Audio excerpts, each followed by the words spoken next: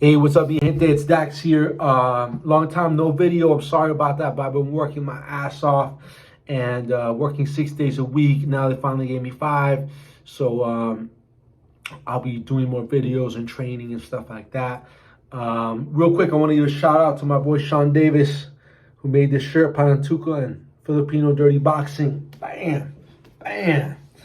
But this video is the one I promised that will be a follow-up to Filipino Dumog, Filipino grappling, which I helped Chadi make out. I'll include the link below if you're watching this on Instagram. If not, if you're watching this on if you're watching this on YouTube, rather.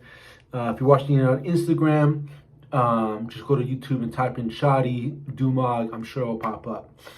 So anyway, I just want to touch up on some quick points on things that could have inspired, because a lot of people watch the video and they say, "Oh, that looks like catch wrestling," or "That looks like maybe it could be a jiu-jitsu." So I just want to touch up on that real quick.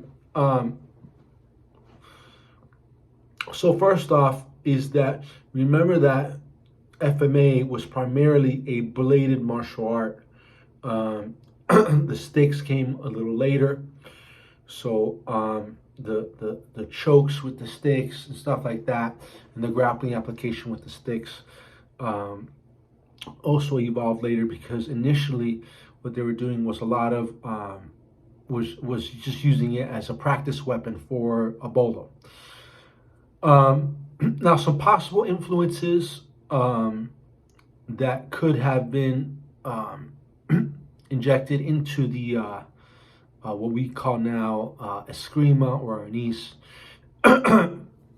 In the southern Philippines, you have what's called silat, and silat has a lot of ground fighting, some sweeps, some submissions. So, and a lot of it looks like looks like catch wrestling. For example, like the step over toe hold, calf slicer, face cranks. That's found in silat. When I trained silat for 3 years, those submissions were found in silat, including some other techniques.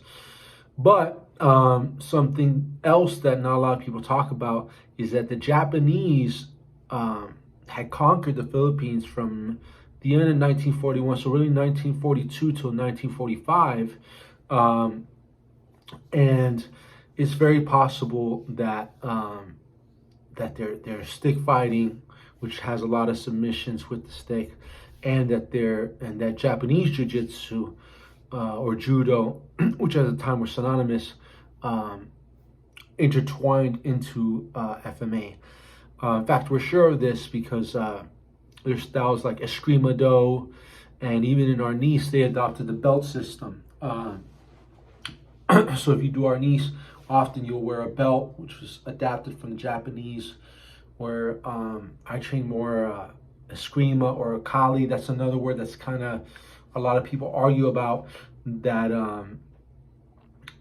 that doesn't have a belt system.